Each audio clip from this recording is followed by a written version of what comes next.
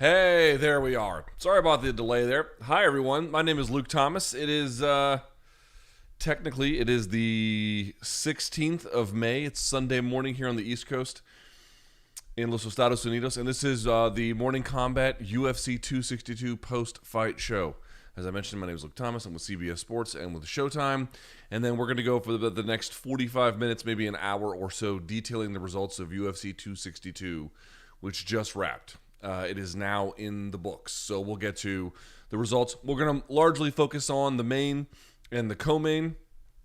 And then we'll do some stuff for the rest of the main card, but not a whole lot beyond that for this particular program. And obviously, Brian Campbell's not here. He's out in California right now doing the boxing broadcast on Showtime. But we'll get his analysis on Monday to see what he had to say. And again, there can be a bit of a discrepancy between what I say on Saturday night or Sunday morning, and then the fights or the morning combat show on Monday. All right? Okay, so if you don't want spoilers, now's your time to go. All right, let's get this party started. Okay.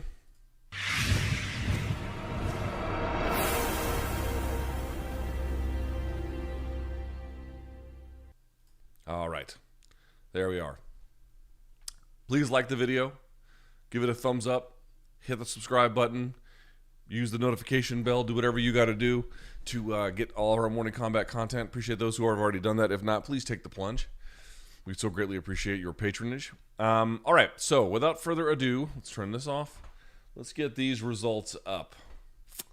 Okay, so I'm assuming you're here for results analysis. I put up a tweet. It's the most recent tweet that I have. If you want to leave a question underneath that, I'm at L Thomas News on Twitter. I don't know if I have my social stuff, but it's in the description box below. If you put a question there, I'll get to it. All right? All right. Okay. Here we go. What can we say about this? Let me pull up Fight Metric too. Michael Chandler loses in the main event. He is defeated by Charles Oliveira at 19 seconds of the second round. The method is TKO. That makes Charles Oliveira the new UFC lightweight champion. It looked to me like that, based on the reaction that he was giving, Charles Oliveira, that, this is easily one of the happiest moments of his life and maybe the crowning achievement of his professional career. He's been in the UFC all this time and, nearly lost in the first round, nearly got stopped, and then finds a way to just go in there. I think he landed, it was a left or a right hook. I forget which one it was in the second. And then it completely rocks Chandler. He follows it up and then ices him with punches. It's not that Chandler has a bad chin. I've just sort of noticed, I don't know how scientific this is, but I've noticed that punches that land on the jaw, they don't seem to have necessarily the most effect on him. The ones that land on the temple, which of course is, a sensitive place, or even the side of the head, those seem to have a little bit more effect. Will Brooks had some success with that. I think even Pitbull had some success with that. It's not so much here as it is up here. That could be total bullshit. I really don't know if there's any scientific evidence for that, but it just seems to follow that pattern. So let's talk about the first round. Basically, Michael Chandler looked pretty good eventually. So he's doing well. He's moving. I thought Oliveira was getting somewhat the better of the stand-up in the very early stages of the first round, standing tall as we had expected that he would, right? Because he's not so much concerned about the takedown, and it gives him use of his knees and all kinds of counters for pressure.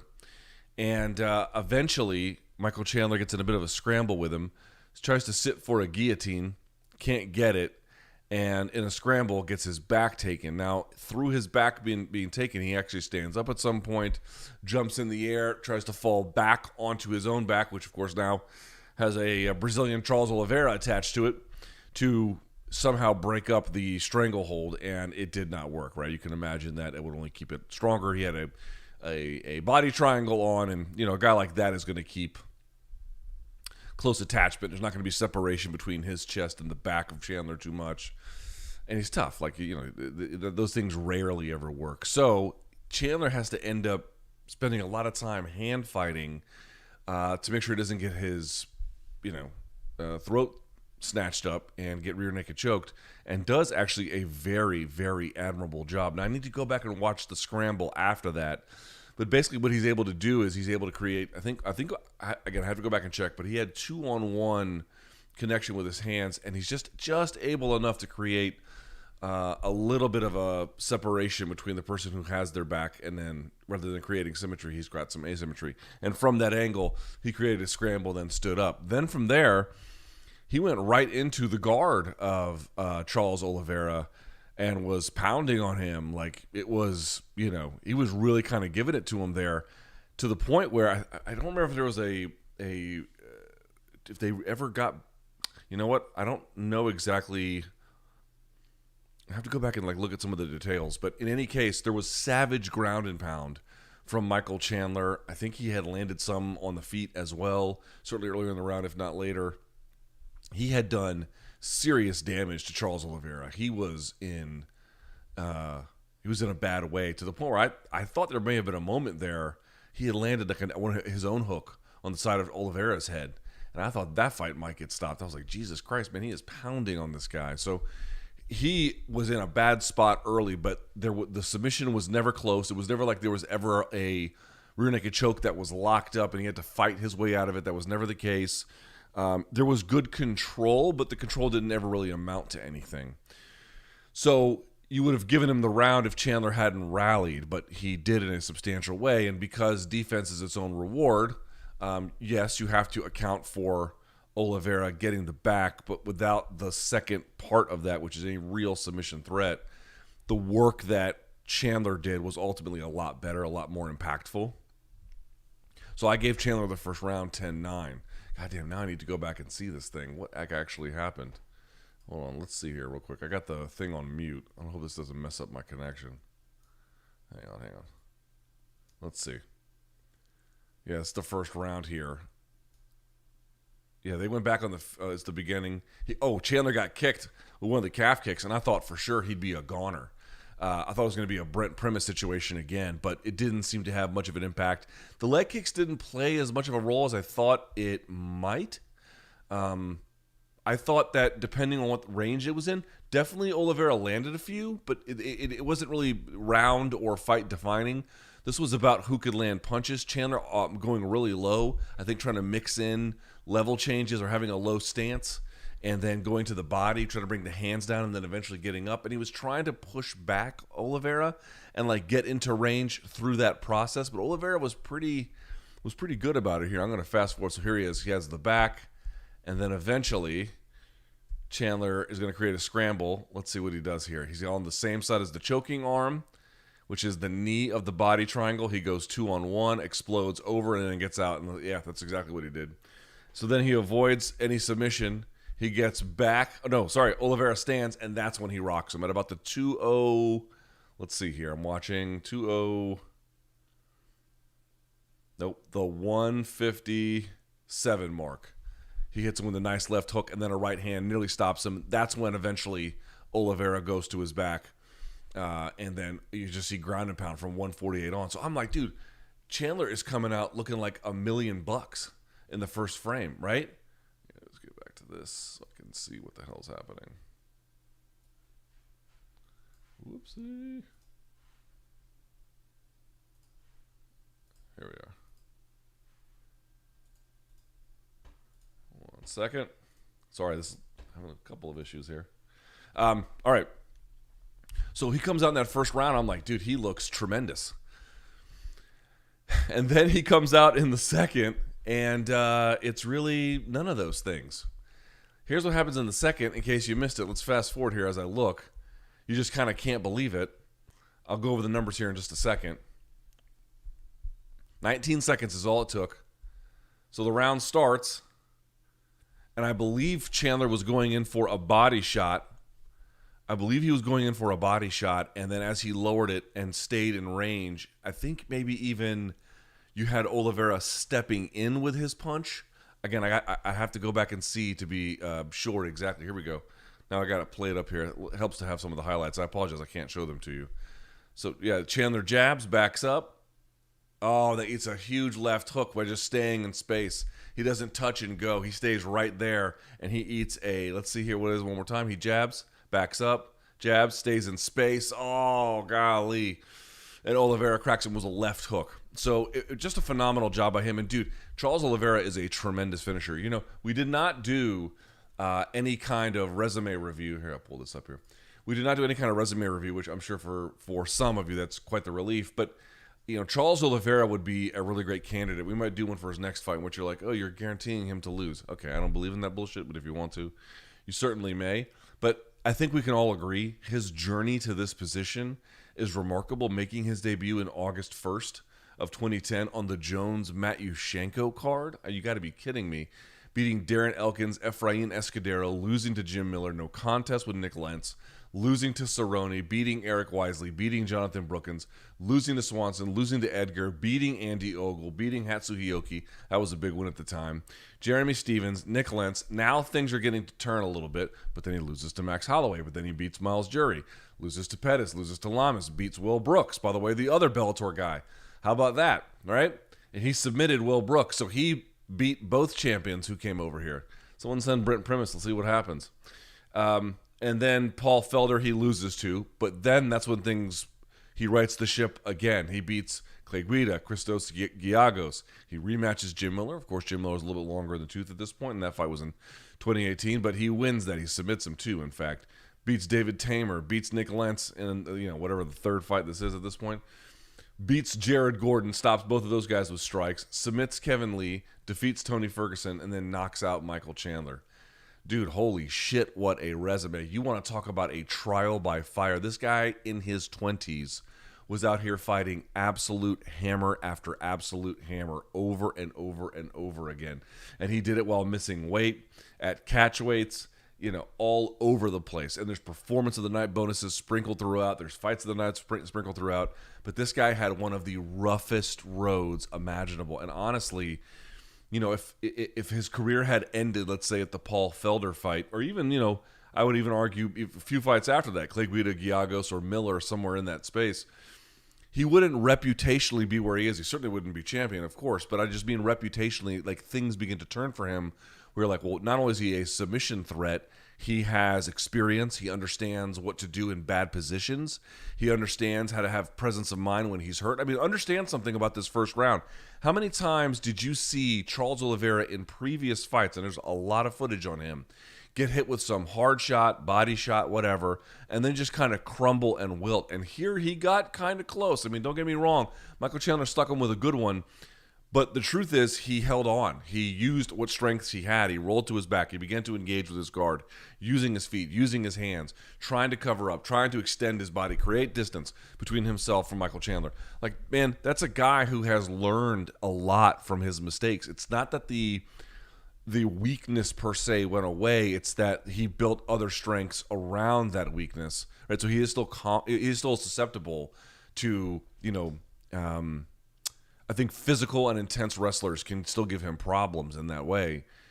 So he's still susceptible to it if they can land, but all the things he can do around that to protect himself and to think and problem solve in real time in that way, that is extremely impressive. It is extremely impressive. And he, the guy has had, I'm not going to say every fight was a top 5 guy, but, improving himself and getting better and trying to figure things out. It took a long time, man. So he didn't really round the corner until he was, 28, 29? Something like that. I mean, I feel like every week I come on here and I'm talking about guys who we have to, on the part of the media and the part of the audience as well, we have to say, and of course this is a little bit more telegraphed, we knew from the previous wins that we were getting something pretty special. But, in terms of what it ultimately amounts to, man, when you meet guys in the UFC, you have to be very careful. If this is the old days where they're signing guys from Pride who are pretty established, yeah, it's a bit of what you see is what you get. But in this newer world where you're not really acquiring top talent from other elite organizations of a comparable size and stature, and instead you're building up potential really elite guys, but it takes a lot of time and there's going to be a lot of mistakes. You're not going to see a lot of padded record. I mean, this guy's record, 31-8, and he only became a champion after 11 years. He yet still is as Joe Rogan indicated, the most, I'll say, successful submission artist in UFC history.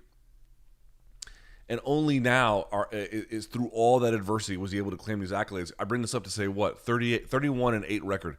Dude, would you pay for a pay-per-view if a guy in boxing had a 31-8 record? You know? Like, well, you would never pay for that. You'd be like, why am I watching this motherfucker? You know, well, I guess maybe if he was a YouTuber, some of you might do that. But, you know, in general, if you're watching elite boxing and see a guy with a 31-8 record, you're like, this dude is mega washed. You know, he's not that good. In MMA, it can be totally different. It's a situation of growth and the difficulty of the division and the murderer's row of guys he's gone through. It's just absolutely shocking how many former champions in this organization, former champions in Bellator, as I mentioned previously, different styles, guys who've got good guillotines, good wrestlers, good cardio, guys who are lanky, guys who are, you know, short and stocky, strong ones, weak ones, fast ones, slow ones. The whole 9 yards, man. This guy has seen every color of the lightweight rainbow, so to speak. And not every time he got his hand raised, but it molded him into something pretty special. I will say, I think after all of that, the training and the fights and everything else, you know, I wonder how long his youth, now leading into experience, will hold up as, like, there's this union that he has, right? Where he's not too old. He's still quite young. 31 is still pretty good. And, you know, he's able to not have the damage wear him out yet. How long can he keep that balance? Because there is a fair amount of it. And as we'll talk about when the co-main event, you know, I don't think we talk a lot about the damage that Tony took over his career, Tony Ferguson, and we probably should, because I think it actually plays a big role. So, you know, there's broader questions here at lightweight about who is actually the best lightweight. Is it Conor? Is it Dustin Poirier? Is it Charles Oliveira? Charles, obviously, is your rightful champion at this point, given how things have played out. We'll need to see. I don't know exactly how long the title reign, frankly, of any lightweight not named Khabib Nurmagomedov is going to be. But for tonight, he is your UFC lightweight champion, and he was threatening in the early parts of the first. He showed incredible resolve and resiliency to not get finished after getting hurt. Regrouped in the second, came out, wasn't gun shy, didn't, you know, panic, didn't drastically change the game plan, whipped a left hook around the corner on a guy who didn't move out of range enough and kept his head on the center line, and then polished him off. You know, he has really, really, really just made himself such a tremendous threat. He can wrestle a little bit. It's not the hugest part of his game. He can scramble some too. But, you know, he could find the back effortlessly. He can pass effortlessly. You know, Michael Chandler has never been submitted. Showed, I thought, pretty incredible and patient and diligent hand fighting and submission defense. But Charles Oliveira, man, he's going to be an interesting guy no matter what, because he has put together so many interesting and highly offensive skills, right? Like finding the back, total asymmetry, very accurate punching, good jab.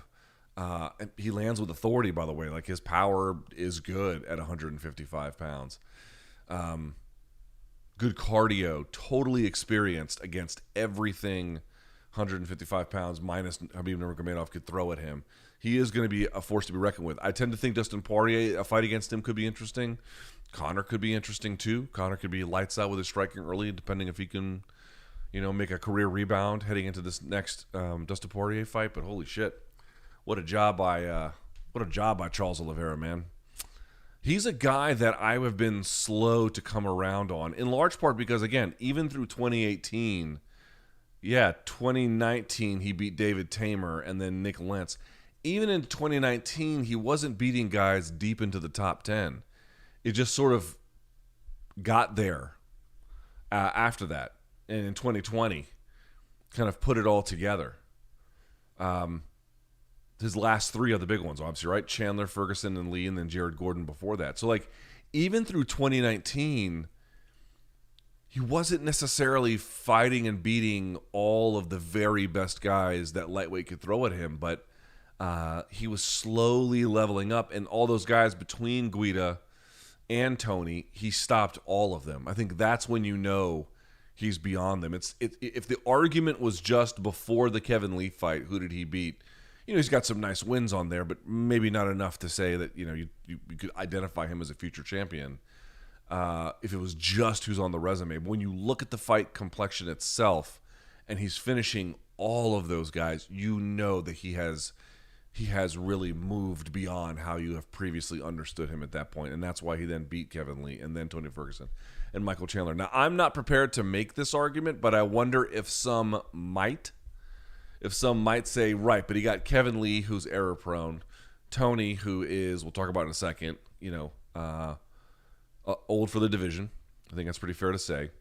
And then Chandler, who's not old, but, we'll see whether the Dan Hooker win was flukish or, to what extent did the Bellator experience got him ready for this. And, is there some kind of way to suggest that the last 3 wins, if you're an Oliveira observer, are those as good as we think they are? I tend to think that they are. I tend to think that the way in which, again, Kevin Lee beat him in 2 different dimensions, basically. Tony Ferguson beat him in 2 different dimensions.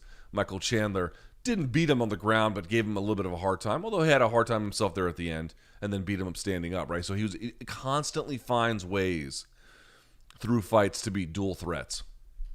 Let's look at some of the numbers here if we can. So that's interesting. They don't credit Chandler with a knockdown. That's interesting. Okay, so first round, they have Oliveira 10 punches, 10 significant strikes, I should say, out of 15. Michael Chandler 28 of 51. Round 2, Oliveira 14 of 17. Michael Chandler 2 of 4. In the first round, they also credit Charles Oliveira with a takedown, and they credit Chandler with a sub attempt. I'm not sure what that is. And then they credit him with a reversal. Not a whole lot of useful information as it relates to striking. What about landed by target? Charles Oliveira, 83% targeting to the head, 4 to the body, 12 to the leg. That sounds about right. And then for Chandler, 73% to the head, 20 to the body, 6 to the leg. Interesting. As for Michael Chandler, I'm not really sure exactly what it says. He looked awesome for the most part in the first round. Is there an issue with, taking punches to the side of the head? I guess we'll have to see how things go. Certainly, I think fans know and can rely on him for an exciting fight. You watch Michael Chandler, they're usually never boring. I thought for sure, and I tweeted it out earlier, this guy, when he fought Goichi Yamauchi in Bellator, he had no problems going into his guard. If you guys don't know who that is, he's a Bellator lightweight. He's really good. Obviously, no 2 fighters are alike, especially when they're completely different parts of the world. But Goichi Yamauchi is has a fantastic guard, really good jiu-jitsu. He's kind of like Bellator's Oliveira, sort of. And Michael Chandler went right into his guard and gave him problems. And I was like, okay, you might be able to do that to Oliveira. Sure enough, he did. But in boxing range, that's funny. I thought for sure if the fight was going to be in boxing range, that would be to Chandler's benefit. But the reality is he couldn't get in and out quick enough. Oliveira could read it and then time the exit, and there's not enough of a grand movement on the exit. That left hook's going to find you. Sure enough, boom, did exactly that. Pretty impressive. Pretty impressive stuff. So I think Michael Chandler, we'll see. Maybe he gets the loser of Conor and Dustin, depending on how things go. That doesn't sound right. Maybe if Dustin loses, he gets Dustin. I don't know if you would get Conor if Conor loses. That I don't know what they're going to do with that if Conor loses, but we'll have to see. I still find him a very relevant player. Whether he'll be champion in this organization, I don't know. But Charles Oliveira, not only champion tonight, Bellator killer. Right? They keep sending him Bellator bubbas, and he keeps knocking them down. Pretty interesting. All right, let's go to, if we can here. Let's see. Let's go to the co-main event. And again, if you got a question, we'll come back to this fight. We'll answer whatever question you have. Just leave it for me on Twitter, please, in the last post that I have. All right, so we go now back to the co-main event from tonight. Excuse me. Beneil Dariush defeats Tony Ferguson. He got booed, 30-27 on all three judges' scorecards. Okay, what to say about this one? Not great fight overall. First round was fun, but by the time it became evident that Dariush was going to get Ferguson down without too much hassle, and that once on top, Ferguson couldn't meaningfully extricate himself from the situation, it did not turn out to be the most entertaining fight. But I can understand Dariush's position and why he would pursue the fight in the way that he did. Am I entertained by it? No, of course not. I wasn't massively entertained by it. But, that was the most important fight of his career by a million miles. I mean, think about it, right? This was a guy who had been previously viciously KO'd by Edson Barboza, years ago. And for him to find himself in this position against an opponent this credentialed, that's a big deal. Big card, big spot on the card, big opponent. Sometimes it just creates situations where the fighters are a little bit risk averse. I don't know how else to say it. Sometimes it happens that way. But listen, he was in compliance with the rules. He was clearly the better of the two. It frankly wasn't even that hard for him. He didn't do a ton of damage to Tony, but once he had the control position, Tony wasn't really getting out of it. Interestingly, if you go back and you watch, I think I did I either did a dissected or did a technical difficulties on Ferguson's fight with Oliveira. And in it, you'll note that in the second and particularly the third round, Ferguson gets to a point where he's able to invert underneath and stay out of trouble for the most part. Like he was in real trouble with that was an armbar, I think Ferguson had against Oliveira, but he didn't submit. But in the second and third rounds, you didn't see Oliveira get nearly that close to anything of that ilk. And it's because that he's actually pretty good about inverting and then having some decent defense underneath. It's unusual, but it does work for him. And you saw that here. But Jesus Christ, man, listen, I was having a sort of a moderate back and forth with Danny Segura. I don't know what the truth is. And at this point, I'm not even sure that it matters. But this idea that Tony was the guy all along to give Khabib the toughest fight, I think that should be reviewed a little bit. And the standard response to that is, Tony, was different before than he is now. Certainly I think that is true. But to me, Tony doesn't look quite here's the problem. All of us would agree that Woodley in that 4-fight losing streak just looked totally lifeless. Now, Tony took a really bad beating against Justin Gaethje. That part is true. And, he was controlled by Oliveira and then controlled tonight by Dariush. But I don't feel like Ferguson is showing the same kind of apathy almost or, what do you want to call it? Just, no, it's not comatose. What's the word I'm looking for? Catatonic, kind of look on their face. I mean, he's engaging these guys the best he can. I think there's an argument to be made, and I will make this one, I think, that it is true that, dude, that damage he took against Gaethje, I don't think he ever recovered. I don't think you can recover from that, honestly. When it goes that long and it's that bad, you're never going to be the same. That doesn't mean you can't win again, but the same? No, you left a piece of yourself out there that night, and there's simply no denying that at this point. I think that beating was bad, but honestly, dude, even before that, if you're in the 4 range for strikes absorbed per minute, that is extremely high. And he kind of had just this unbelievable chin. You go back and you watch the Michael Johnson fight, dude. The reality is, you can think of a lot of times Tony was bobbing and weaving. He actually had some good bobbing and weaving in this particular fight early in the first round. But in general, I can remember a lot of fights, dude, where guys were landing hammers on him. The Venata fight is another one of those. But you could pick out a bunch. Even Dos Anjos landed a bunch on him. Tony just kind of mowed through it. He can't really mow through it anymore. I think it has an effect. And, dude, getting your arm stretched the way he did against Oliveira, and then to get that heel hook, it was an inverted heel hook. So rather than the heel hook being on the same side and then rolling it, right? A little bit. That's what would be like a regular heel hook. The leg is crossbody, and now I'm sending the knee in this direction. Well, I'm sending the knee in this direction while I send the ankle in that direction. The inverted heel hook is way worse. It is way more destructive. It is way more painful. And Tony wasn't even really fighting it off. Like you would think he might be kicking the hands apart, because if you can pop that grip with your hands, then if you can pop their handed grip with your feet, that there's no heel hook. That you can't really do it. He did it a little bit kind of at the end, but goddamn, he is insanely tough to not tap to either Oliveira's armbar or that heel hook. But between that and then the Ferguson fight, the Gaethje fight, and then all of the accumulated damage before that, it has an effect on your psyche. I think it has an effect on your enthusiasm. It has an effect on what your body can do. It has an effect on the decisions that you make. And I think that is all real. I don't want to in any way say that, like, dude, there's just, what do all economists say? There is no such thing as a free lunch. You cannot get hit that many times and bear no consequence.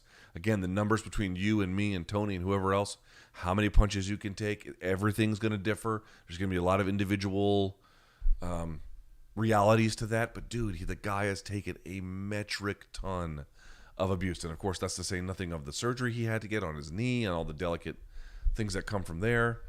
And then I think Dean Thomas had brought this up as well. Listen, here's the part that about where I come in on this.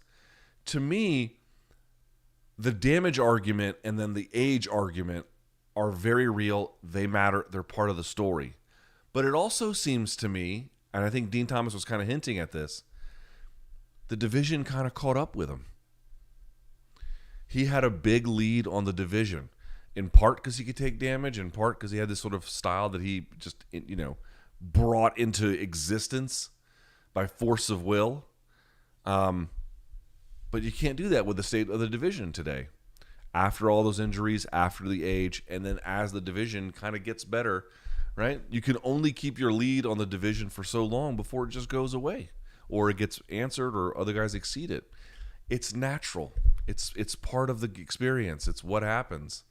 There's nothing in any way kind of, you could agree or disagree with my thesis here, but the idea of that kind of thing happening to a fighter is, perhaps absent this particular context, in no way controversial.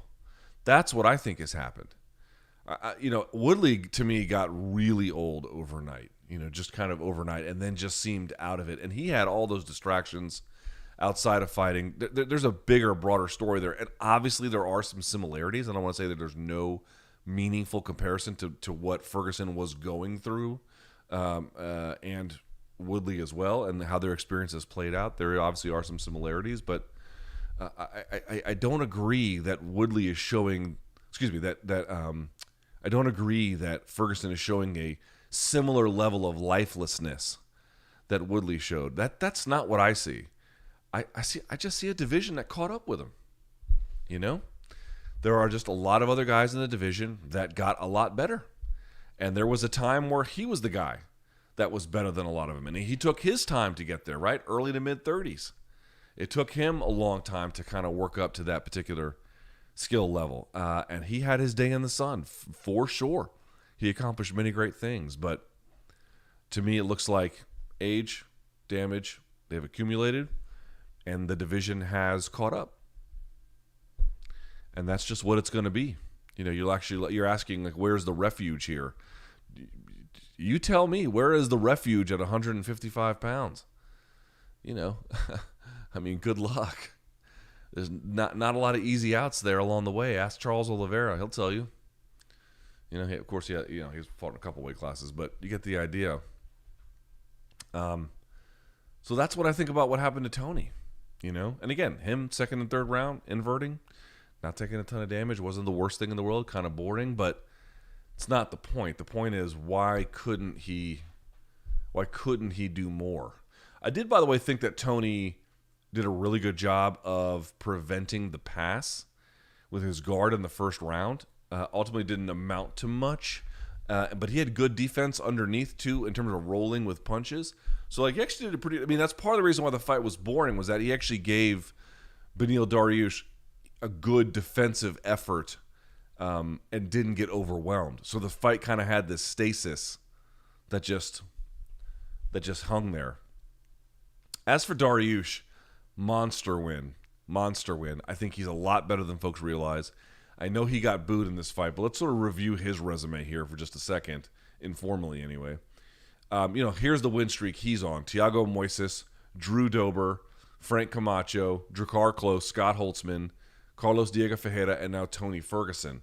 Now for him, he's had some decent wins before that. He had the Jim Miller win, the Darren Cruikshank win. He's beaten Carlos Diego Ferreira twice.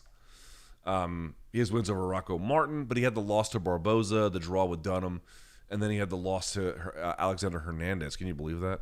Plus he had that horrible loss, as I mentioned, to Barboza, the KO, the flying knee, just a terrible one. That sent him on a tailspin. He lost 2 hours, drew, and then lost one after that. But he kind of righted the ship. But even then, here's another case where, okay, if you had stopped just before the Carlos Diego Ferreira rematch, there's not necessarily the most impressive name on there. But Scott Holtzman, he KO'd. Drakkar Klose, he KO'd. Frank Camacho, he submitted. Drew Dober, he submitted. Then Thiago Moises, he controlled and basically won the whole thing. So he didn't have exactly the same run of separation between himself and the pack that Oliveira had that we talked about, all those finishes. But you can see it's a pretty similar kind of trajectory. So we're now in the last two. Carlos Diego Ferreira, I take very seriously. I think he's a very good fighter out of Fortis MMA. Massively improved. One of those guys who was not all that great necessarily in his 20s, but kind of figured it out in his mid to late 30s as well. I'm not sure his exact age. He is 36, right? So in the last couple of years, early to mid 30s, he kind of got it right. And he's become, I think, a very good fighter. And now he's got Tony on his resume. By far the biggest win. As I mentioned, big card, big placement on the card, big stakes, and he got the job done. So we're going to see how the rest of the division plays out. It's going to be interesting. Let's look at the stats for that as well. Be curious to see the control time here. Oof. 12 minutes, 15 seconds for Beneil Dariush. Yeah, that's a lot. How many takedowns did they credit him with? Let's see. They credit him with 1 in the first, 1 in the second, and 1 in the third. He was 1 of 2 on both attempts. Folks, I got to tell you, that's a great number for Dariush, but it actually says a couple of things. One, not only was he able to get the takedown with not a lot of effort, you're 50% for your attempts in all 3 rounds. That's pretty good. Note that there weren't multiple takedowns. He didn't need them. First round, he gets the takedown. He gets 3 minutes and 40 seconds of control time. Second round, he gets the takedown. He gets 4 minutes and 4 seconds of control time. Third round, he takes him down. He gets 4 minutes and 31 seconds. Over the course of the fight, he added almost, on average, a minute of control time per round on top of what he was doing previously. So X plus that. That's insane. The fight got easier for him as it went along, not harder in terms of control. Not a lot of offense. Tony landed 7 to Dariush's 10 in the first. Ferguson 2 significant strikes, I should say, in the second. Dariush not much better at 6. And then Tony at 6 in round 3. Dariush with 7, but again, having 4 minutes and 31 seconds of control time. It's going to be very, very hard to win that way. Super hard to win that way. I don't know if Dariush is exactly going to be the champion, but he is going to be, this fight notwithstanding, an exciting addition to... Where would he rank? Let me see what the rankings have to say. Let's see. Currently... So Dariush is sitting at 9, Hooker at 8, Dos Anjos at 7, McGregor at 6, Ferguson at 5. He might leapfrog McGregor. Chandler sitting at 4. Chandler might fall out. I think Oliveira is going to jump Poirier and Gaethje, so that's going to push them down a little bit. Yeah, dude, we're talking about fights in that space, in that Poirier, Gaethje, McGregor, Dos Anjos kind of space. That is interesting. That's a huge win for him, dude. He was sitting at 9, and Ferguson was sitting at 5. He might take exactly that place. He might sit at the top 5. Big win for him, man. That's why he fought the way he fought. I mean, you could argue he should have fought a different way for your own entertainment. If you want to make that argument, it'd be nice if he did. Most of the time, in fact, he does. But this time, he asked, informally, so to speak, for a mulligan from the audience in terms of the fun of the bout because all of his other ones have been exactly that. By the way, that post-fight speech, he seems like a nice guy, huh? I do think Beneil Dariush seems like a very sweet person and a very nice guy. But that wasn't the most insightful post-fight comment I'd ever heard. Although, I have celebrated my balls as hot, so perhaps I should not take such a dismissive position. Okay, elsewhere on the card. And again, if you have questions about it, we'll come back to it. Hogerio Bonterine defeating Matt Schnell. That's an interesting fight. We'll skip that one for now. Bontorin, I didn't have it 30-27. I thought that was a bit strange. 29-28 was a little bit better for me. Schnell doing a pretty good job for the most part of, lateral movement, tons of feints. He had Bontorin, I think, very much taking his time, but that had thrown Schnell off. So he's almost like the feinting, I'm not going to say it was too good, but he wasn't putting offense behind it, and it was slowing the fight down to the extent that Bontorin couldn't get going. But that actually ended up tripping up Schnell because I think he wanted a more of a open, kind of fight. Caitlyn Chukagian, who had a really was part of a really interesting moment in the news cycle for her Twitter likes, defeated Viviane Aruajo, 29-28, and then 30-27. I didn't understand 30-27 at all. I thought actually you could make an argument that Aruajo won, but what are you going to do? And then very quickly, Edson Barboza defeating Shane Burgos at 1:16 of the third round, man. Jesus Christ, what a fight. Barboza showing phenomenal counterpunching. Shane Burgos always committed to the bit in the way in which he likes to compete. He gets hit a lot. He does get hit a lot. That's why he lost this fight. That's why he lost the Josh Emmett fight. He's insanely tough. I mean, that guy is just old shoe leather tough. And he made it fun. But you got to really put Barboza on his heels, man. If he is not struggling to get a stance with structure in it, he's going to set you on fire. And you saw it here, dude. It's not just his kicks, although early on, I thought that fight might have been stopped in the first based on the success that Barboza was having with his leg kicks, but wasn't to be. Point being is, you really have to push him backwards. And everyone talks about the Khabib fight with Barboza where he got taken down, but folks forget, dude, Justin Gaethje knocked that guy out in half a round in Philadelphia by putting insane pressure on him and pushing him backwards. It was a masterclass. And if you don't get that, if you don't really get him on his heels, like truly on his heels, he's going to be a hard guy to beat. And dude, the phenomenal counterpunching, the body work, the putting of the hands and the feet, the combinations together, the accuracy, it was really, really great work. Because Burgos had moments too, right? Burgos had the issue where I think he had checked it and had cut the leg of Barboza. He had landed some hard shots of his own. Barboza, man, I don't know if he's going to hold a title 145. Probably not. I was skeptical that any kind of reinvention would be possible at 145, and still I don't know that he's reinvented himself exactly. He did lose to Dan Ige, and then he beat Makwan Amirkhani, and then he won this fight in spectacular fashion. We'll talk about the finish in just a second. 22-9. Again, if you saw there was a guy on a card for boxing that was 22-9, you'd be like, ugh. But, his 22-9 is completely different. Anyway, point being is,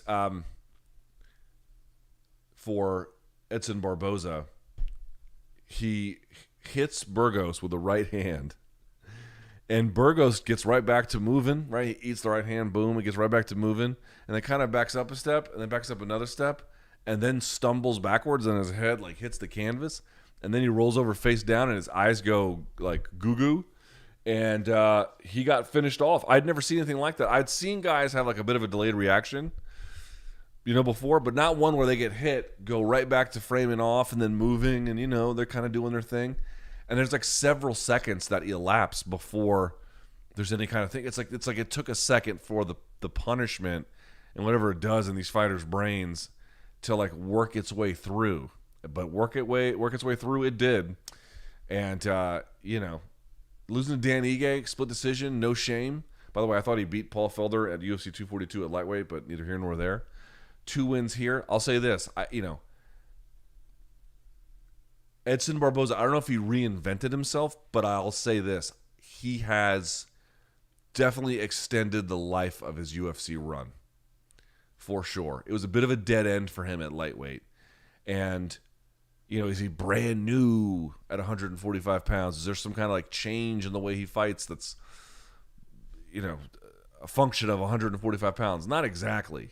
He's physical. Obviously at 145, but physical 155. But I do think that he has just sort of found a way to, still be competitive.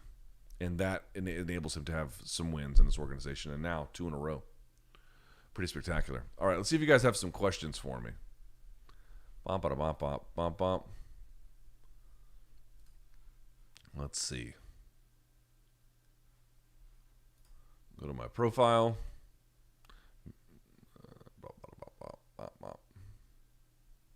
Okay, there's 70 in there. Let's see what you got. Hear me out. Max versus Charles Oliveira on the Conor versus Poirier card. What say you? I don't know if that's like the right fight to make, but I love it. I absolutely love it. I would love to see them run it back. The first fight was weird. Like Oliveira just kind of crumbled, and had some like neck issue or something. They'll never do it, but I love the idea. How explosive and powerful is Chandler to be able to break out of that body triangle on the first? Dude, I told you guys this. It's actually one of the last few times that I've rolled. It has been a long time. It's been years at this point. Well, I guess I rolled after that. But, one of the reasons why I stopped rolling was there was this dude, and I think he was like a white belt, and we were doing drills where it was either getting out of the back, or trying to get to the back. I forget exactly the mechanics of it. But this guy was trying to take my back, and I was trying to press in and turn into him. Come to find out, he was a Division I wrestler, So, like, he's a white belt only in the most euphemistic way possible. He was strong as shit. And I dislocated my toe, not my big toe, but my second toe, just trying to push. And so I had to step off the mat, and I had to pick it up and then, drop it in there. I'm just sort of pointing out, like, that's not even, it's not even like a UFC level, Bellator champion level fighter. That's just a dude who wrestled Division I in college. And it was so hard for me to keep him down that I dislocated my own toe in the process. Dude, they're fucking animals, man. I mean, if you're a European watching this, I don't know exactly how you view when we, as Americans, or you're Australian or Canadian, maybe the Canadians are, maybe Canadians know. But, if you're from overseas and you're watching this, you're like, I don't really understand what Division I is. Let me just explain to you like this. This is not totally true. There are exceptions to this, but this is basically true. Basically what it means is that if you were an absolute fucking stud in high school in athletics, you got to go as, and when I say stud, I don't mean like, oh, you're the best player on the team. I mean like you were absolutely massacring your rivals, Like if you're a wrestler, multiple time state champion, or, football team, you were just absolutely fucking demolishing these guys. Like one guy, if you guys have you ever seen somebody who actually went on to the pros, which Division I is not the pros, but they go on to the pros in high school? You can tell. You ever seen Zion Williamson in the high school? Just fucking dunking on these mortals. They don't even know what they're dealing with. It's not quite like that for Division I. But if you are part of that elite level, you go Division I. And in fact, Zion Williamson went Division I for Duke University, part of the NCAA system. Like, it's reserved for, not in totality, but in general, the best athletes and the best teams and whatever that American college athletics can find. Now, he was a walk-on there. He wasn't recruited, so that's a little bit different. But he ended up being an All-American, which means he finished top 8 at a national tournament in whatever year he got that in. Dude, those guys are fucking studs, man. They're just absolute animals, total animals.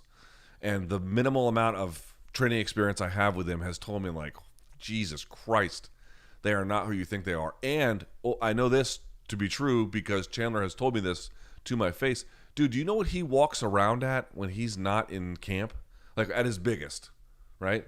Do you know what he walks around above 190 pounds. My man is, a lightweight and nearly gets to 2 bills. So I don't know what he is on fight night, but he was lean as shit. super muscular. I mean, yeah, dude, they're fucking. It's the amount of speed you have to have, and then strength to apply that position, like the explosion you have to have, and then to keep turning with your force. You're in this mechanically disadvantaged position, and yet you're the one who ends up on top by virtue of just sort of dominant force and will. It's crazy, man. It's just crazy. Do you like the potential for more title holder flux now that we have a seemingly less dominant force than Khabib's reign? I think it adds a bit more zest to each title fight. It's like 205. Listen, man, I've underestimated Jan Blachowicz before. Would it surprise you if you lost to Glover Teixeira? Would you be like, oh my God, how the fuck did that happen? No, I mean, you might think that Jan might win, and Jan might win. Jan may even be the favorite to win. I haven't even looked. Like, it's not so crazy. But if he lost, would you be like, I just can't even comprehend that? No, of course not. Like, there's gonna be parity, when a figure as dominant as John Jones leaves light heavyweight, or Khabib for 155, or George St. Pierre leaves 170. The title gets passed around a little bit, and guys, they might rack up 1, 2, 3 title defenses, sometimes 4, and that makes them a little bit different once they get to that 3 and 4 stage. You might see Oliveira defend the title one more time. He might beat Dustin Poirier or something, or Conor McGregor. Who knows? But do I think he's going to be the champion for like the next 3-4 years? No. The lightweight is way too wide open. Does all the total strikes Shane has taken in his short and exciting career and recent war assisted in that delayed power of Barboza? Yeah, I don't know what it says medically. Probably nothing good. Do you think fighters recover from calf kicks faster than they used to recover from thigh kicks, even when calf kicks made someone limp for a while? If the kicker stops throwing, then the recipient seems to get back to moving well, barring that the nerve. I actually think that they recover. Okay, so if it doesn't hit the peroneal nerve, no. If they're done right, they actually can last. All of them can be bad if you absorb enough of them. But I've actually heard from multiple fighters they would much rather take it to the thigh because they can handle it better. Partly that might be a conditioning issue, like they're just conditioned above the knee versus they're not conditioned below the knee. But I can just tell you anecdotally, many fighters have told me that. Someone asked what's going wrong for Tony. I'm going to say age, I'm going to say damage, and I'm going to say the division catching up. What does Ferguson do now? I don't think he needs to retire. He took a fucking hellacious beating against Justin Gaethje. If he had lost, if his first loss, after that long win streak, if it had been the Oliveira fight, you'd be like, damn, that was, that armbar was bad. But, okay, it wasn't your night. Get back out there. And if he had lost to Dariush,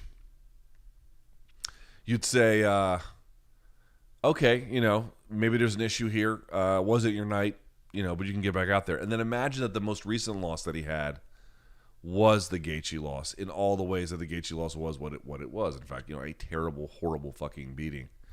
Would you then change your mind about whether or not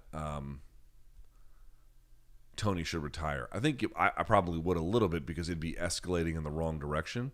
To me, actually, that knee is going to be fucked up from him. But in general, he didn't take hardly any abuse in this fight. The knee, again, was bad. But, he wasn't getting punched in the brain a billion times here. He just didn't. Again, I really think that we got to be real careful about what we say in terms of how similar this is to what happened to Tyron Woodley. So I think that his days as a top lightweight are probably over, but I don't think that his days as a competitive lightweight are necessarily over. But he has some major questions to ask himself, and I think we need to recognize 37 years old at 155 pounds, it's going to be hard to consistently win. It's just going to be hard. Should Tony retire for his own health and safety, considering that he will probably never win a title or even get a title shot again? Retire, I don't know, but I do think he should have an exit plan, for sure. What to say of the career development of Doe Bronx? Remember when they said he would be the Brazilian John Jones? Think of his records held. Is he close? The Brazilian John Jones? No. He has a gazillion losses. He won't ever be that. But as we indicated previously, his story has been one of triumph after astronomical amounts of adversity. Not just in life, but through his UFC run. Several big setbacks.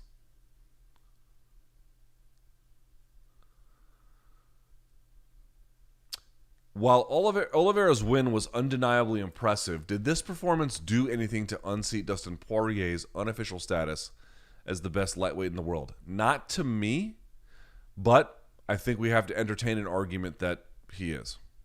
I cannot declare to you that the argument for Dustin being the true best lightweight is overwhelming. I actually cannot make that argument.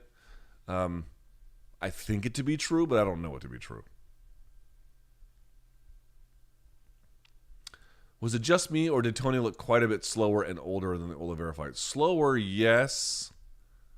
Yeah, maybe. Yeah, he's slowing down a little bit. What's the hardest fight for the champ? Gaethje, Poirier, McGregor, or eventually Islam? Islam's a bad one. I would say Poirier more than the others, but I would love to see any of them. By the way, you could do Justin Gaethje, Mike Chandler if he wants to wait a little bit more. There's a lot you could do. Are we seeing a cowboy type exit from Tony? Will he be able to get back to prime Tony pre-Gaethje? No. It's not. There's not many things I firmly believe. I firmly believe that is not possible. Seems like Chandler Gaethje is the fight to make, right? If they can line it up in time, yes. How much are you surprised by the method of finish for the Oliveira versus Chandler fight? It wouldn't have been my first choice, but I can't say I'm overly surprised. Someone says you could do Charles versus the winner of Dustin and Conor. Okay. Beneil versus Justin Gaethje. That's a hell of a fight. Chandler versus Tony. You could do that. And then Islam versus Gregor Gillespie. If they can make that, it'd be amazing. What are the chances that anyone ever breaks the record of becoming champion 11 years into their UFC career? Exceedingly unlikely. It does tend to take time for the most part, but if you've had to wait 11, chances are you're probably, I think mathematically most of the time we would say, if you had to wait 11 years to get to a position where you could claim a title like this, you're probably not the top candidate to claim a title like this. And yet, here he is, defying expectation.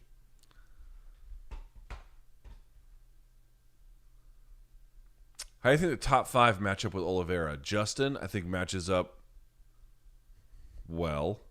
Dustin, very well. Max, pretty well. Dariush, I don't know. That's an interesting one. Conor, well early, but if Oliveira gets the takedown, forget it. Did you find it funny that Dariush was thanking Jesus while the crowd were booing? I don't know if funny is the word.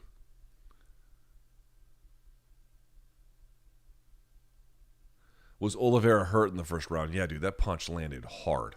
For sure. For sure. How does Dustin do against Oliveira? I think he's going to be working really well behind that jab. I think he's going to stuff most of the takedowns.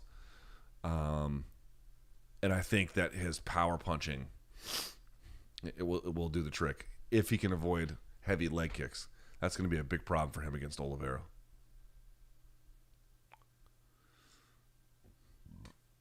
Can we say that American MMA fans are just hyper-patriotic, nationalistic? They booed and chanted USA at Grundy from UK, so claims of racism, xenophobia being behind Zhang being booed may have been overblown. There were even USA chants during round 1 of the main, and they booed Benny. Yeah, I go back to this all the time. I was at the fight when Yuki Kondo fought Trevor Prangley, and the crowd chanted USA, USA, even though Trevor Prangley is South African. So, are they nationalistic? Yeah, sure. Are they as bad as the Brazilian crowd? No, they're not.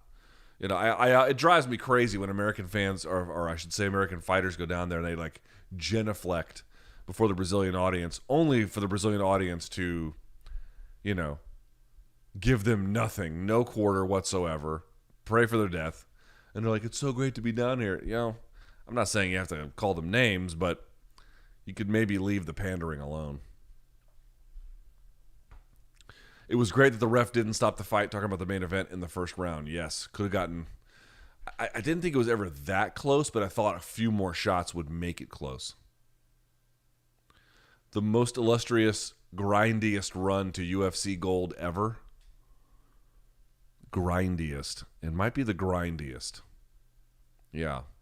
You know. Yeah. Yeah, probably. Probably. How about them judges tonight? Dude, there were several cards where I was like, what the fuck are y'all talking about? Just total. The Lando Venata scorecard. Just absolute ass.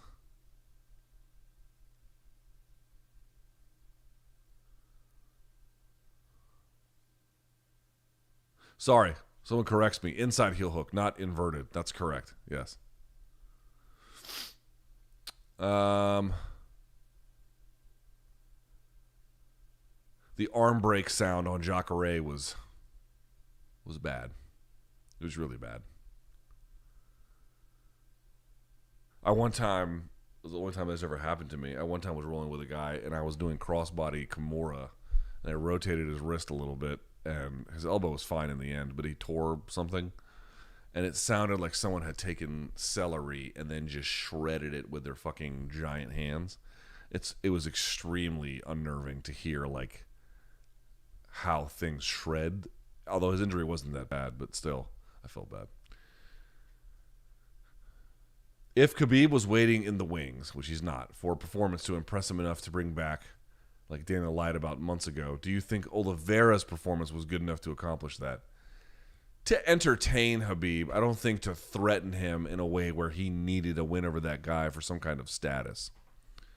Which I would love to see that fight, because I think on the ground it'd be kind of interesting. But, you know, that's not what we have. All right. How long have I been going here? Let's see.